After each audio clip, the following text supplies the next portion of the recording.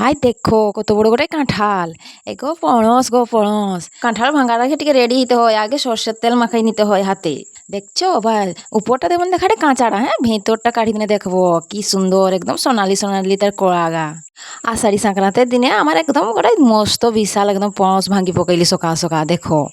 আর পণস খাইতে কে কে ভালো পাও কমেন্টে জানাইবো। আর আমার কার ঘরে কি করেন, মুই না পণস মুড়ি করে খাই দাও। আর কেউ খায়নি মুড়ি করে কি। আর তোমার কি কেউ ওরকম মুড়ি গুঁড়ো কি পণস পাকা খাও? কমেন্ট করি জানাইবো টিকে। দেখিছো কিরকম হলুদ হলুদ বড় বড় কড়া বার কেটে। আর কাঁঠালটা যেরকম। আর গোটাই কথা বলো, এই আমার কাঁঠাল গাছের কাঁঠাল না ছোটো থাইতেই পোকা হয়ে যায় কেন বলো তো? আর এটা কি দিনে এরকম পোকা হবে নি, টিকে কমেন্ট করে দিব তো। আর কে কে কাঁঠাল পাকা খাবো তো আমার ঘরে চালিয়ে আসবো, আমার ঘরে অনেক কাঁঠাল আছে গাছে।